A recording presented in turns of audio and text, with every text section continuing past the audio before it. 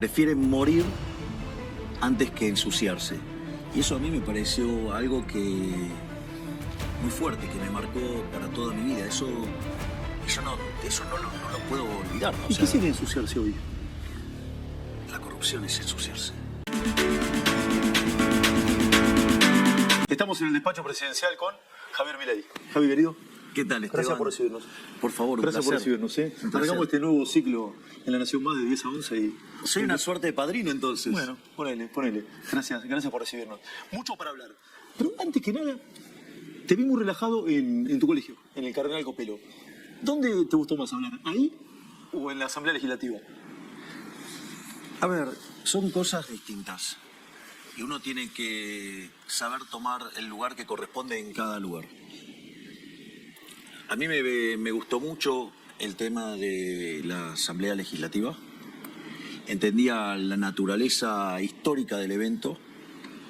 Por eso fui con la banda presidencial. Sí.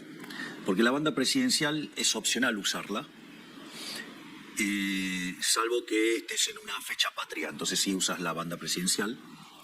Y para mí significaba un evento muy importante porque sabía lo que estaba planteando, sabía la relevancia y lo significativo del planteo que estaba llevando. Y eso opera bajo esa lógica. En el caso de la charla en el colegio es otro formato. Son chicos jóvenes y por ejemplo, en la misma conferencia yo aclaré, yo puedo venir y ponerme a hablar de capital humano y crecimiento, y el rol de la educación, y los pibes se iban a quedar dormidos. Sí. Entonces preferí transmitir otro tipo de cosas. Traté de ponerlos en contextos de que, digamos, hace 37 años yo hubiera estado en el lugar donde estaban ellos, o 36 años, y que ellos de acá a 36, 37 años podían estar en el lugar donde me encuentro yo. Y una vez que lo contextualizás en esos términos, yo podría haber encarado la charla de distintas maneras. De hecho lo dije, yo hice un raconto de eventos históricos que pasaron mientras que yo estuve en el colegio. Sí. Y señalé, si yo fuera un marxista o un lavador de cerebros típico de la educación argentina, hubiera utilizado eso para reescribirla a mi modo, cosa que decidí no hacerlo. Y lo que sí decidí es tratar de transmitirle algo que para mí era muy importante, que era la cuestión de los valores. Si vos me preguntás cuántas cosas yo me acuerdo literalmente del colegio, yo me acuerdo muy poquitas cosas, pero muy poquitas cosas. Pero hay una que yo la recuerdo, pero de manera permanente, y la recuerdo, pero ni siquiera borrosa, digo, con lujos de detalle la recuerdo, que fue mi primer día de clases en primer grado, es decir, en 1977. Y la primer materia que me toca era caligrafía. Y quien daba la materia era un hermano que venía de España, que se llamaba José Luis. Y lo primero que hizo fue dibujar el escudo del colegio. Y en el escudo del colegio, en el centro tiene una suerte de óvalo simétrico, dividido en 4 partes, y en la diagonal ascendente del mismo tiene unos dibujitos de unos animalitos con una piel muy, muy cara, que justamente los salen a cazar en lluvia porque no les gusta meterse en el barro. Entonces quedan expuestos. Claro, es decir, prefieren morir antes que ensuciarse. Y eso a mí me pareció algo que muy fuerte, que me marcó para toda mi vida. Eso no lo puedo olvidar, ¿no? ¿Y qué sería ensuciarse hoy? La corrupción es ensuciarse. Robar es ensuciarse. ¿Y viste mucho en estos días? Bueno, fíjate que cuando yo menciono esto, tuve la suerte de que me acompañara nuestra ministra de Capital Humano, Sandra Petovelo, y el secretario de Educación, Carlos Torrendel. Y Sandra estaba profundamente emocionada, está todo el tiempo encontrando cosas irregulares y nosotros estamos muy activos en desactivar todo este tipo de situaciones verdaderamente lamentables. ¿Hay más corrupción de la que mucha gente imaginaba? que lo que la gente imaginaba, seguro. A mí no me sorprende lo más mínimo. Ya voy a la coyuntura, pero quiero volver sobre esto. Ese pibito de 6 años que ingresó ese primer día al Cardenal Copelo, que se encontró con el maestro de caligrafía. Caligrafía, el hermano José Luis. Pero no solo eso, porque además, ¿sabes lo que hizo? Escribió los números en el pizarrón. Empezó con el 0 re chiquitito, Sí. y al final del pizarrón estaba el 10, que tomaba toda la altura el pizarrón. Y ahí nos contó, digamos, bueno, si ustedes se esfuerzan, si ustedes le meten, si ustedes Puede llegar al 10. pueden llegar al 10. Y cuanto más cerca estén del 10, más cerca van a estar del creador. Este hombre, ¿sí? Ya Maduro, presidente de la Nación hoy, ¿qué le dice a ese pibe que tenía 6 años el primer día de la escuela? Mira, no, yo eso no... ¿Hiciste bien, pibe? No.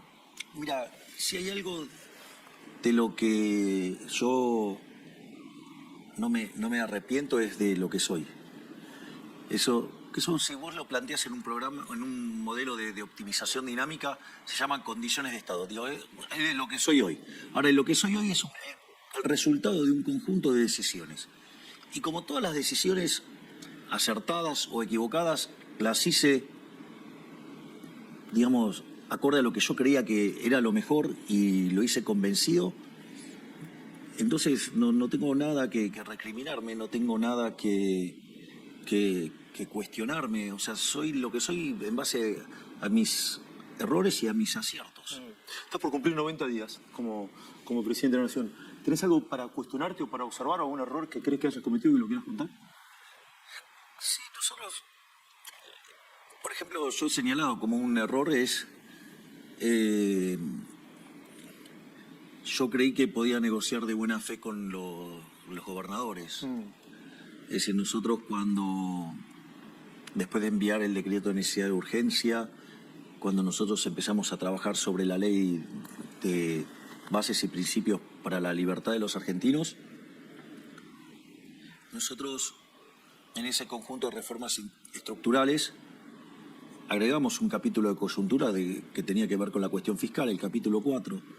En ese capítulo nosotros ofrecíamos arreglar el problema que tenían las provincias como consecuencia de lo que se hizo durante el gobierno anterior. Y nosotros fuimos y le planteamos eso para que las provincias se reequilibraran. Es más, puse a disposición todo el equipo del Ministerio de Economía para que los ayuden con los temas de deuda. Y ellos, en lugar de tomarlo como algo de buena voluntad, creyeron que era un síntoma de debilidad. ¿Te creyeron débil? Sí. Entonces, a partir de ahí, ellos seguían diciendo que el déficit cero era una buena idea. ¿Te creyeron débil y entonces qué? ¿Pasaron a la ofensiva? Claro, entonces, por ejemplo, nosotros le estábamos dando un punto del PBI para que reequilibraran las finanzas públicas, y entonces se llevaron 2 puntos del PBI, estaban buscando llevarse 2 puntos del PBI. Es decir, entonces hablaban de ir al déficit cero, pero aumentando el gasto público. Y además empezaron a tocar partidas que tenían implicancias sobre el diseño de la política fiscal que nos incrementaba el gasto público en 3 puntos del PBI, con lo cual nos causaban un verdadero desastre y nos estaban empujando, digamos, directamente a la hiperinflación, dada la situación que habíamos recibido. Como consecuencia de ello, decidimos levantar el capítulo 4 y tal como dijo Caputo, el ministro de Economía... Que ahora vuelve. Que en el momento él dice, bueno, levantamos el capítulo 4 y las provincias van a tener que ajustar.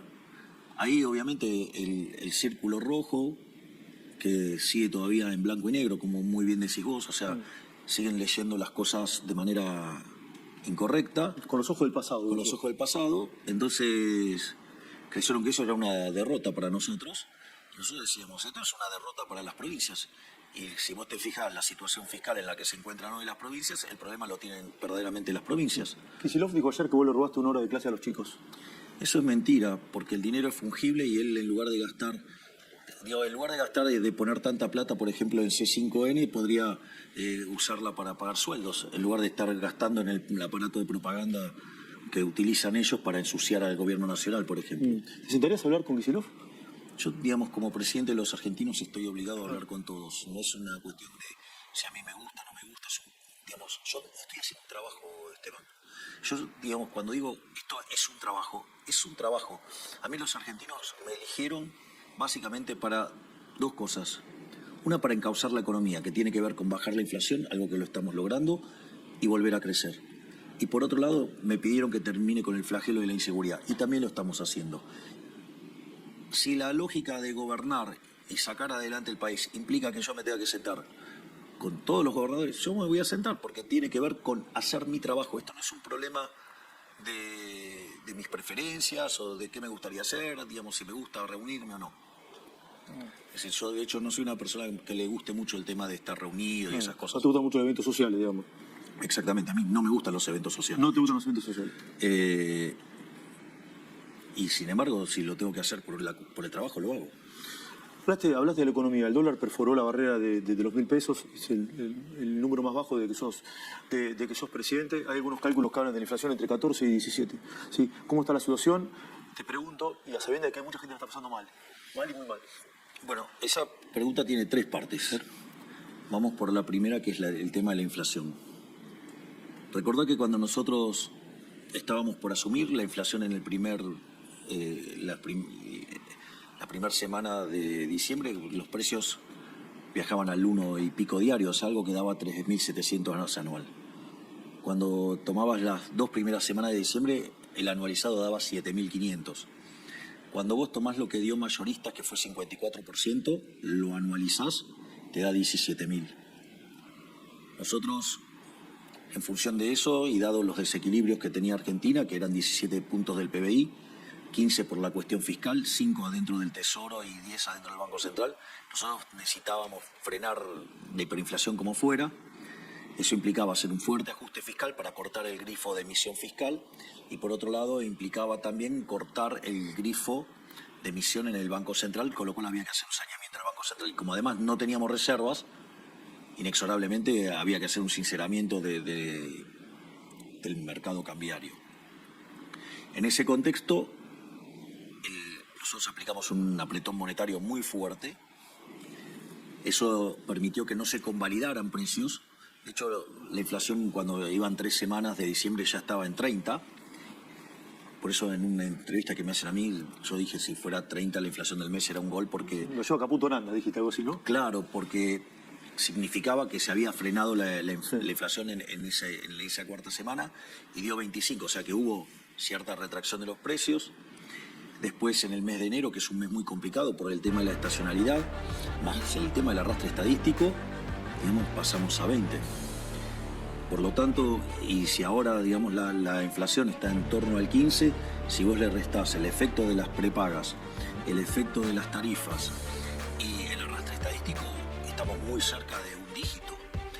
Entonces, está funcionando. De hecho, cuando vos tomás las medidas del IPC en términos de online, están todas abajo del 10%. Lo que pasa es que no capturan los efectos de las tarifas.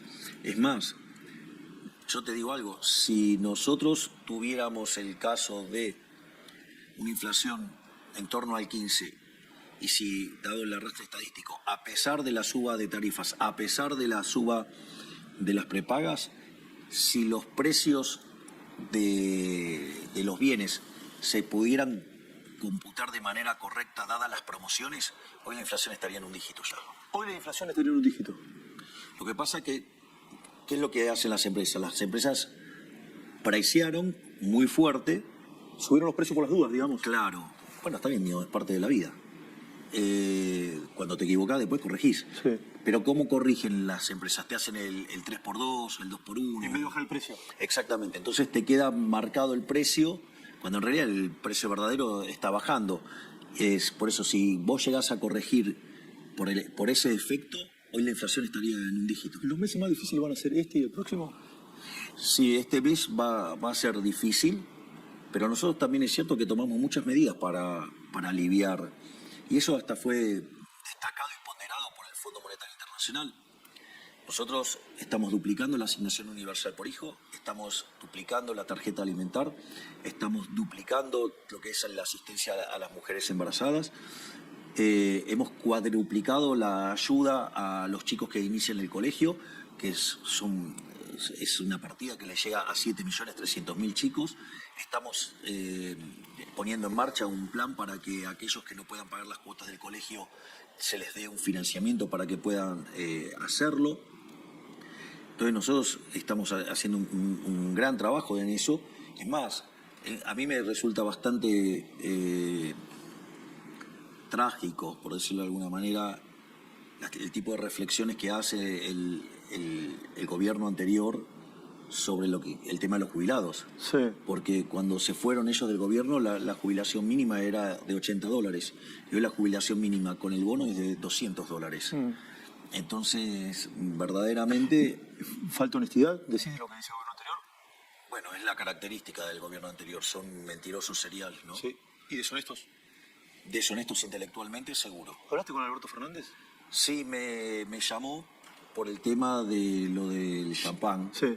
Y él me contó que él es abstemio.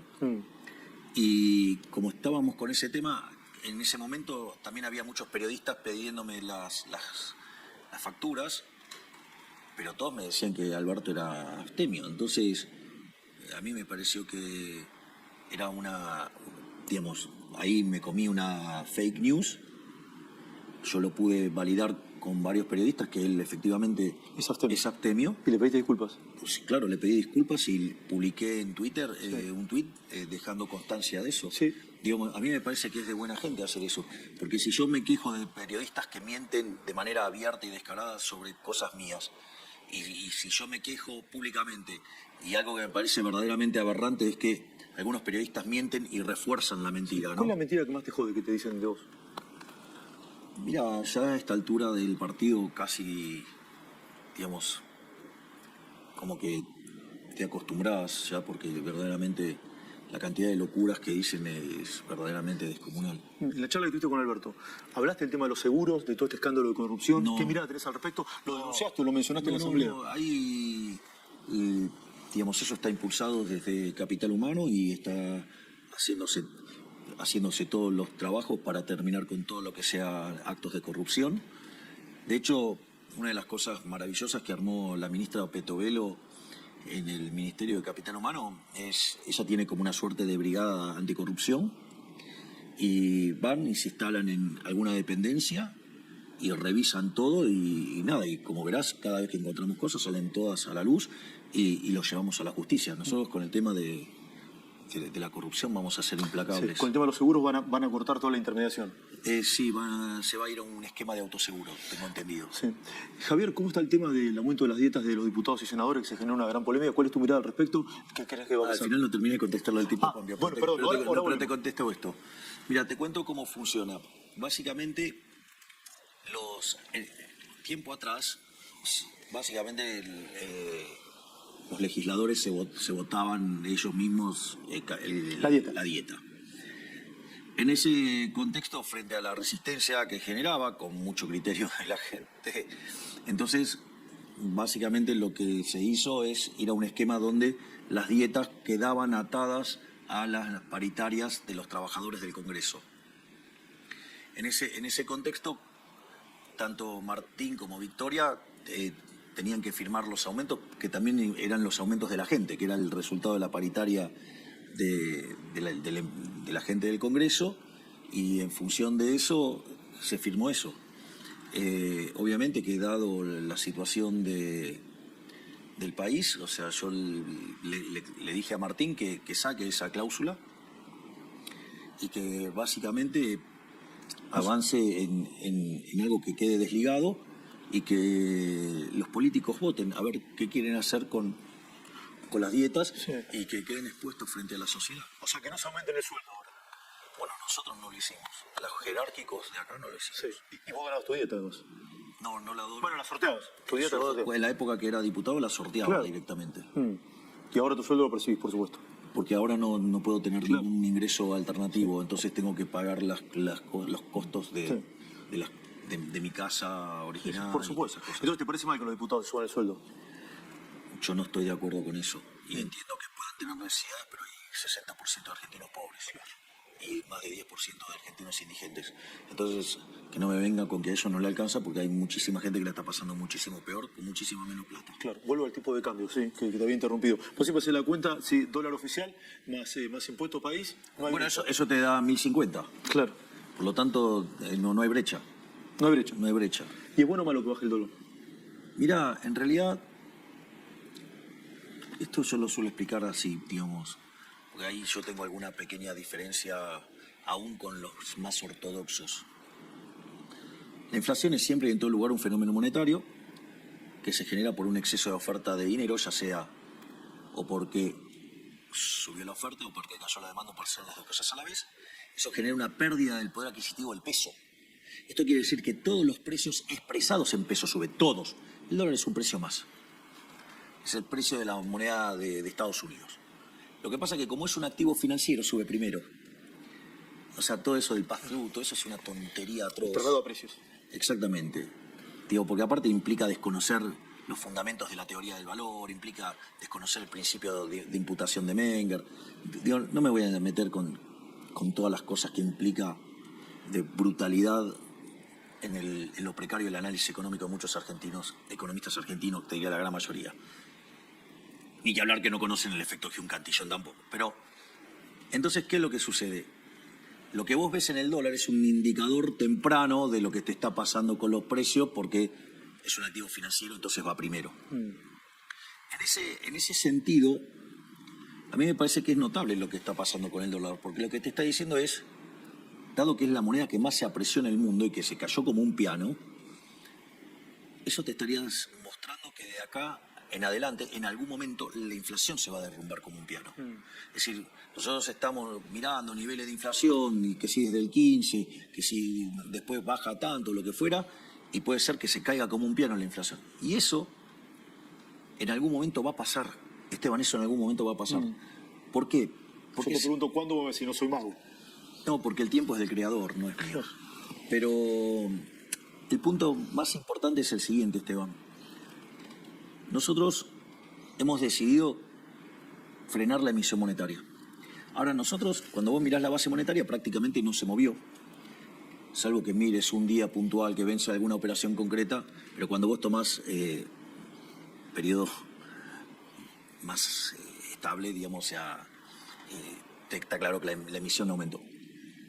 En ese contexto, quiere decir que nosotros no emitimos. Sí, emitimos. Emitimos para comprar dólares. De hecho, llevamos comprados casi 9.500 millones de dólares.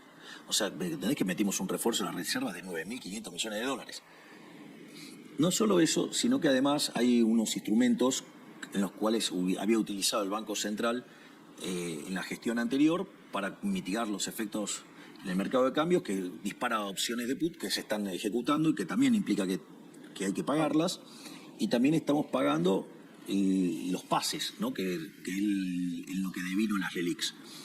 Entonces vos me decís, ¿cómo estás haciendo entonces para que no cambie la cantidad de dinero? Bueno, absorbemos por el sector fiscal y por el BOPREAL. Y eso hace que la base monetaria no cambie. Esto es muy importante porque la base monetaria es un pasivo del Banco Central. Entonces vos fíjate que tenemos el mismo nivel de pasivos remunerados, tenemos el mismo nivel de pasivo no remunerado, que es la base, pero en el medio, ahora en el balance, tenemos 9.500 millones de dólares más. Sí. Entonces estamos generando un saneamiento del Banco Central furioso, y eso es lo que está haciendo que se derrumbe el dólar. Y eso te está cantando que de acá para adelante se te va a derrumbar la inflación.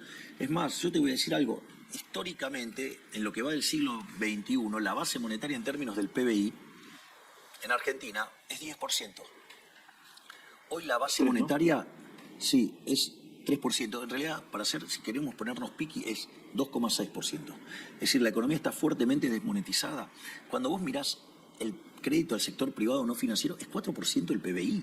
O sea, en cualquier país de Sudamérica es arriba del 50%. Claro. Entonces, lo que vos tenés es... Y si bien vos tenés depósitos privados por 12 puntos del PBI, la realidad es que cuando vos mirás, todo eso tiene mucho transaccional, mucho de working capital de las empresas, mucho de salarios. Sí. Entonces, lo que yo quiero señalar es que nosotros estamos haciendo un saneamiento del Banco Central con un apretón monetario que lo que va a hacer que cada día esté más cerca la apertura del cepo. Sí. Entonces vos vas a ver que en un momento va a empezar la inflación está bajando, pero en un momento va a haber como un salto, se va a notar la caída de manera fuerte, porque lo estás viendo con el dólar. O sea, el dólar no sube porque no hay pesos para comprarlo. Sí. ¿Y el rebote es en B corta? Es decir, caemos y se sube rápido. Sí, nosotros tenemos la esperanza de que sea una B corta muy, muy acentuada, ¿no? Nosotros creemos que en cuanto nosotros podamos tener equilibrado el balance del Banco Central, automáticamente abrimos el cepo, que dicho sea de paso, todos los días estamos levantando restricciones. Sí. Cada día estamos comprando 200, 300 millones, pero cada vez con más importaciones. ¿Y esa ruta termina en el cierre del Banco Central y en la libre competencia de monedas o no? Vos tenés dos etapas de la libre competencia de monedas. Una es con peso y otra es sin peso. Nosotros en la primera etapa vamos a ir a libre competencia de moneda con pesos. Y después la propia dinámica lo va a llevar a que la propia gente lo va a terminar. ¿Vos crees que en los hechos no va a haber más pesos? Porque nadie los va a querer. Bueno, una vez que nosotros abrimos el cepo, nosotros vamos a estar enviando una ley al Congreso donde básicamente se va a considerar que la emisión monetaria para financiar el fisco es un delito. En realidad va a ser prácticamente cualquier tipo de emisión un delito. De lesa humanidad, dijiste. Sí, ahora voy a explicar por qué. En primer lugar, porque es como una falsificación y una estafa. Esto es como cuando yo contaba si yo agarro y me pongo a falsificar oro, ¿no?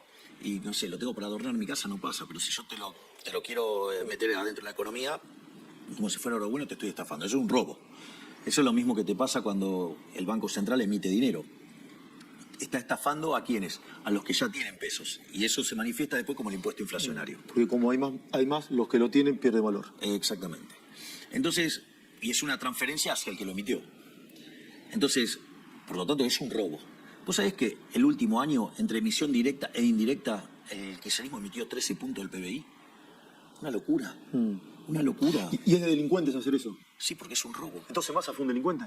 El gobierno anterior fue un gobierno de delincuentes. Lo que pasa es que es un tipo de delito que no está penado. Claro.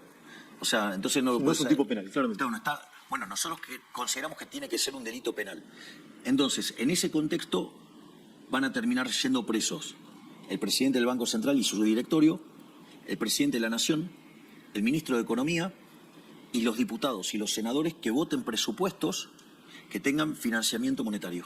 Javier, me quedan pocos minutos y no quiero faltar respeto al tiempo acordado y sé que tenés mucha actividad por realizar. No, pero está claro, ¿no? Sí, Que digo, clarísimo. la cantidad de peso va a quedar fija. Entonces vos vas a empezar a entrar a otros tipos de monedas. Sí. Y de hecho vos creés que nadie va a querer agarrar el peso. No lo sé, pero que no va a perder valor seguro. Después de Telam, ¿viene de la televisión pública? La idea es, mira, todo lo que podamos privatizar, lo vamos a privatizar. Nosotros no creemos en el Estado empresario. En realidad nada de lo que hace el Estado lo puede hacer bien, lo hace todo mal. Hay una frase hermosa de Milton Friedman, que además está en el libro Libre para elegir, que lo escribió con quien fuera su mujer, Rose Director, o también conocida como Rose Friedman. Y dice, hay 4 formas de gastar. Vos podés gastar tu dinero o el de otros, los podés gastar en vos o en otros. Entonces, cuando vos gastás tu dinero en vos mismo, vos sabés lo que te costó ganarlo, vos sabés lo que querés, y es la forma en la cual vos maximizás tu bienestar. Ahora, vos podrías gastar tu dinero en otras personas. ¿Qué es lo que haces cuando haces un regalo? Tratás de quedar bien con lo menos posible, o sea, minimizás el costo. Ahora, cuando vos gastás el dinero de otros en vos mismo, derrochás. Y eso es un clásico. Entonces, ¿cuál es la peor manera de todas de gastar? Gastar el dinero de otros en otros. ¿Qué es lo que hace el Estado? Por lo tanto, por definición, el Estado funciona mal siempre.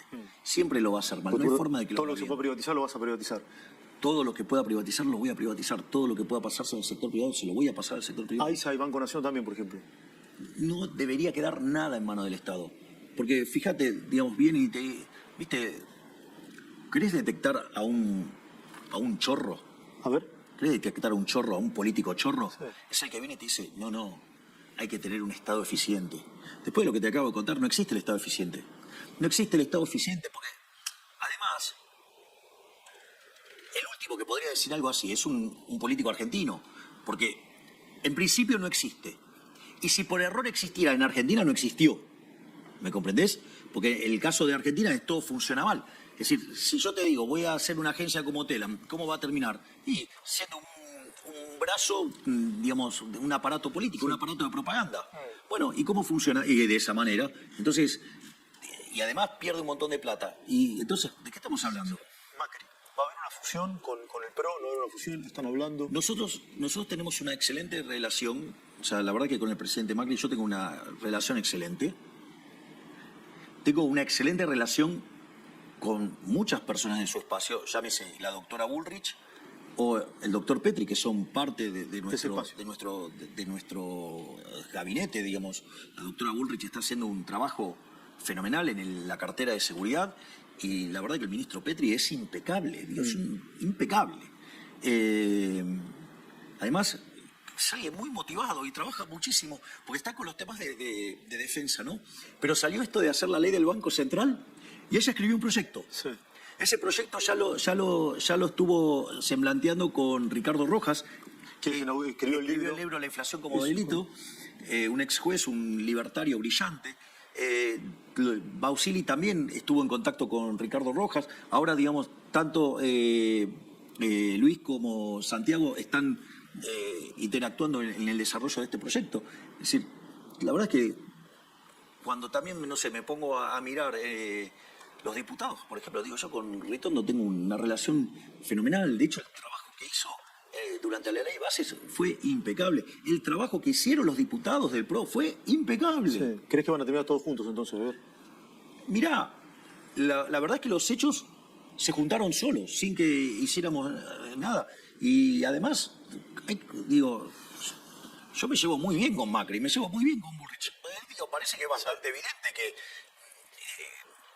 tenemos mucha afinidad y estamos y tenemos claro que Argentina sale adelante con las ideas de la libertad. Por lo tanto, yo lo veo, digamos, factible. Lo que creo es que, como todas las cosas, tiene que surgir naturalmente, no, digamos, no tiene que ser forzado. Y fíjate que naturalmente funcionó muy bien, funcionó muy bien. Entonces, yo lo que creo es que estamos, de hecho, yo creo que ahora el proyecto para evitar este tipo de aumentos en las cámaras, o sea, creo que van a hacer un trabajo juntos. Al menos eso es lo que hablé con Martín Menem y con un diputado del PRO. ¿El PRO con o sin Larreta? Me parece que Larreta, primero que no comulga con estas ideas. Él es un socialdemócrata con una vocación intervencionista profunda, o sea, y por otro lado, él cree en cosas que son parte del fracaso de la Argentina, digamos, ese tipo del consenso del que habla digamos, nos remonta, digamos, a las páginas más oscuras de la historia argentina, y no solo eso, parece que no entiende, que no tomó nota, que él perdió por paliza. Digamos, tenía todos los recursos y perdió la interna con Bullrich. Y como dice Bullrich, después fuimos a una elección. Había una opción del cambio y había una opción radicalizada del cambio. Sí. En el contexto, en el verdadero sentido de la palabra radicalizado. Y ganó, digamos, la versión de La Libertad Avanza. Y además, me gustaría que también él se manifieste porque él tenía de candidato a vicepresidente a Morales. Sí. Y me gustaría, digamos, que también, a ver, que, digamos, ya que es tan quejoso por alguna que otra cosa que yo le dije en algún momento, pues parece el hombre de cristal. Vos le decías algo y se ponía a llorar por los riscones. Entonces, me gustaría a ver qué opinión tiene, porque todavía no dijo nada, sobre esos dos chicos que estuvieron presos 50 días porque le dijeron cornudo a Morales, ¿no? Entonces, digamos, o que después, digamos, también metió presa a una mujer porque comentó esto sobre el WhatsApp. O sea, y ahí el republicanismo de los radicales, o sea, digo, Lustó, que viene a dar clases de qué hay que hacer, qué no hay que hacer, digo, al margen de que cuando hable de economía no nos olvidemos que hizo un desastre en el Banco Provincia, que el que lo heredó fue Franco, Guillermo Franco te puede contar del desastre que fue en el Banco Provincia, o también, digamos, el desastre que fue como ministro de Economía, con la 125, dejar el país al borde de un estallido social. Entonces, pero como además ellos son campeones y dan clases de la moral, bueno, que digo, yo no he visto, no los he visto repudiar semejante acto de autoritarismo por parte del señor Gerardo Morales, al cual aviso que yo también lo había denunciado, ¿no? Recuerdo. Había denunciado, vos sabés que yo tenía un programa de radio que se llamaba... ahora, pará. Converti Benes al Lynch, los martes. No, lo hacía yo solo, que era Demoliendo Mitos. Demoliendo mitos.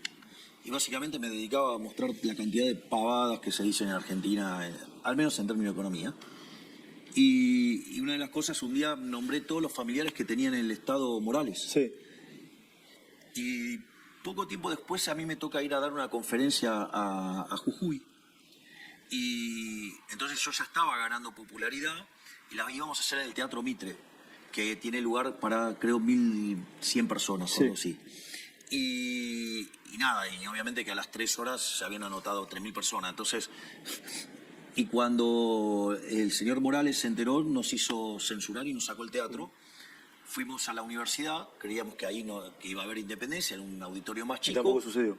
Nos dijeron que sí y a las pocas horas nos dieron de baja. Sí. Tuvimos que terminar yendo en un hotel, uno arriba del otro. Y entonces ese señor además a mí me acusó de cosas muy horribles, ¿no? Digamos, entre otras cosas, me acusó de nazi. Javier, me van a matar y te quiero hacer unas 3 preguntas muy breves. ¿Hay una casta en el fútbol? ¿En el fútbol argentino? Mira, yo creo que sí. Y la verdad es que la mejor forma de terminar con eso es metiendo la competencia. Porque fíjate esto, nuestro proyecto de sociedades anónimas deportivas no implica que no existan los clubes tal como existen hoy, pero da la posibilidad de que existan otras sociedades. Nosotros, hoy en este momento, nosotros tenemos ofertas concretas, digamos, el propio Manchester City quiere comprarse un club en Argentina. Entonces... ¿Uno grande? Sí. ¿Muy grande? Muy grande. Sí, no tan grande como Estudiantes de La Plata, pero grande. Estudiantes es un grande. Pero Más grande. Pero sí, sería un poquitito más grande. Tiene ese Boca River. A ver, yo tengo mucho cariño por Estudiantes, pero no te pongas tan bullish, Esteban, dale. No te voy a hacer lo que te hizo Eduardo. Digamos, o sea, yo sufría mientras que Eduardo te hacía bullying con Estudiantes.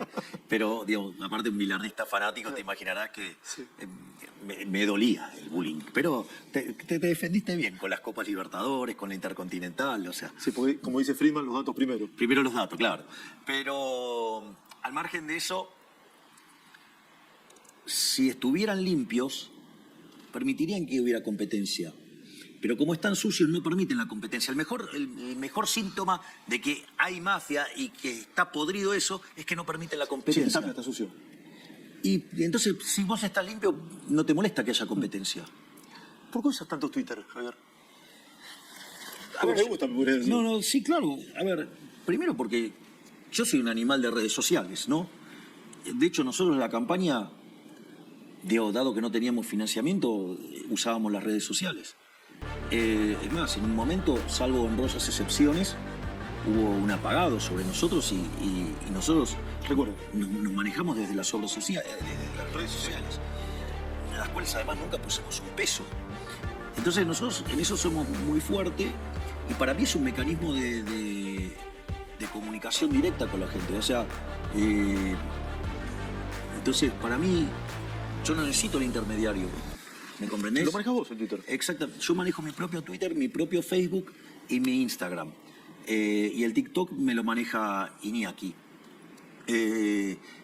Digo que al pobre Iñaki, digamos, le costó que en la Universidad de Belgrano una profesora de microeconomía lo persiguiera y le hiciera bullying.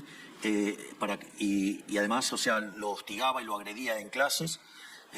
Me contó Iñaki que los chicos ahora, a partir de mi declaración pública, tomaron fuerza y están dispuestos a declarar, algo que la Universidad de Belgrano decidía ocultar.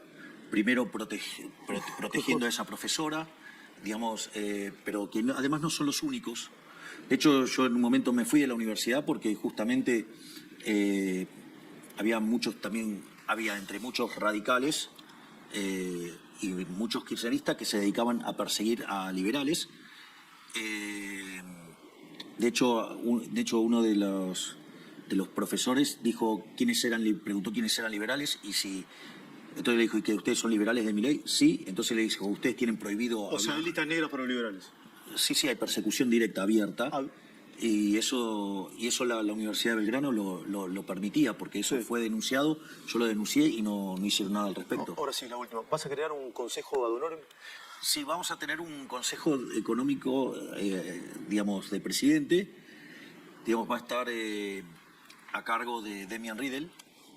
Y vamos a tener varios economistas destacados que van a participar dentro de este consejo, digo, lo que van a hacer ad honorem. Y la verdad es que estoy contento.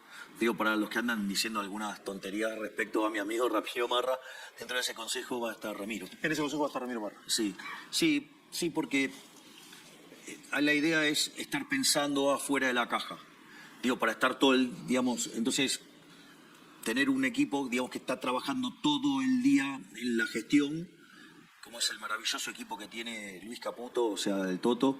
La verdad que rodeado también de gente maravillosa, formidable. Te juro que es un placer trabajar con ellos. Lo que, digamos, ver el desempeño de Pablo Kirchner en el Congreso fue fabuloso. O, digamos, no sé, en las reuniones de gabinete participa Santiago Bausili, el presidente del Banco Central, y es fabuloso, o sea, todo es fabuloso. La verdad que yo estoy muy contento con el gabinete. Yo disfruto mucho las reuniones de gabinete, o sea, lo cual es un problema para ellos porque me pongo bastante intenso. ¿Te pones intenso? Y sí, digamos, yo soy como una suerte de... Yo no sé si tuviste la suerte de ver óperas de Puccini. Sí, alguna. ¿Viste? ¿Ubicás la película La Rosa Púrpura del Cairo? A ver, sí. Que Mia Farrow se enamora del actor y el actor sale de la película y entonces empiezan a tener un romance. Bueno, yo soy como un personaje de una ópera de Puccini, todo así, apasionado, todo, y salió de una ópera y, bueno, llegó a ser presidente de la Argentina. Gracias, señor presidente de la Nación. Gracias, señor periodista Trebuch. Sí, gracias. Gracias a vos, Esteban. Gracias. Muy bien.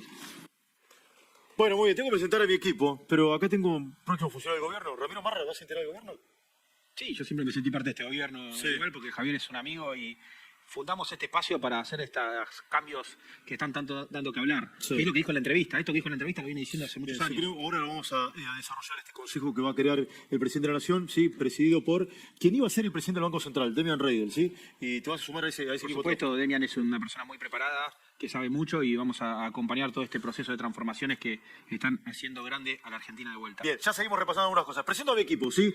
Domitila Del Hacha. Si yo cuando me dijeron, ¿vas a trabajar con Domitila? ¿Habla español o no? Lo primero que iba a preguntar, ¿o no? Sí. Era eso, creía que tenía que venir con traductor. No, hablo español, soy muy argentina y muy porteña. Muy bien. Gracias, Domitila, por estar. Sí, nos va a acompañar todos los días jueves, sí, Francisco Jueven, crack. ¿Qué haces, Francisco? ¿Qué tal, querido? Esteban? Buenas noches. ¿Cómo te Un va? placer. Déjame Un una placer. mirada muy cortita al tema económico. Sí, la verdad que muchos títulos. Dijo, la inflación se va a caer como un piano. ¿Te pareció lo más fuerte? Me pareció lo más fuerte. Me pareció también muy interesante cuando habló de que se está cada vez más cerca de salir del cepo, de que va a haber, no habló de dolarización, habló de la libre competencia de monedas, libre canasta de monedas, Con en 2 pesos. etapas. Primero con pesos. Primero con pesos y después la gente eligiendo particularmente el dólar. Sí. Y el Estado no tiene que tener nada, dice Milei, nada. Exactamente. Hay que Privatizar todo. privatizar o cerrar todo, ¿sí? Y el acuerdo con el PRO se está dando en los hechos, prácticamente, ¿sí? En un minuto seguimos, ¿sí? Y me siento a hablar con Ramiro Marra y repasamos, ¿sí? La entrevista con el presidente.